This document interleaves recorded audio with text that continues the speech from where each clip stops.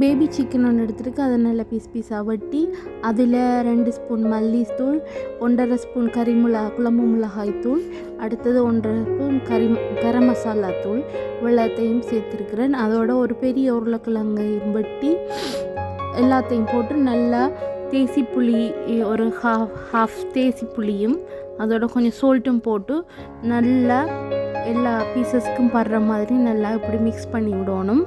Mix பண்ணி ஒரு 15 minutes இல்லாட்டி 20 மினிட்ஸ் விட்டுட்டு இங்கே ஒரு பேனை ஹீட் பண்ணணும்.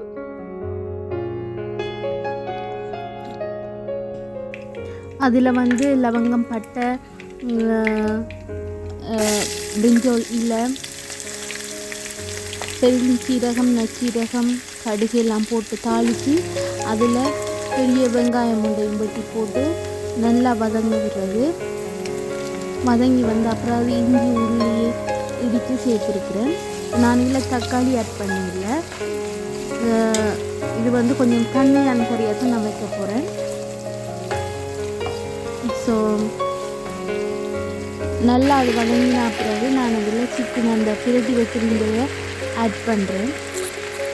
ஆட் பண்ணி நல்லா மூடி விட்டு வேணும்னு சொன்னால் அந்த எண்ணெயில் அது வதங்குறதுக்கு விடணும். அதுக்கு பிறகு தான் நான் அடுத்த ஸ்டெப் போவேன். அடுத்த ஸ்டெப்புக்கு நிறைய தண்ணி விடுறேன். ரீசன் இது கொஞ்சம் தண்ணியாக தான் வைக்க போகிறேன்.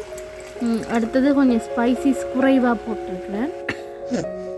குவான்டிட்டி கூட ஆனால் ஸ்பைசியை நான் குறைச்சி போட்டிருக்கேன். தண்ணி கூட விட்டு ஒரு தண்ணி குழம்பு மாதிரி தான் வைக்கிறேன்.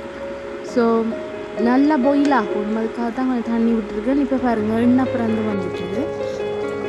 நல்லா கொக்காக விட்டு உருளைக்கிழங்கெல்லாம் கொக்காகிட்டு பார்த்துட்டு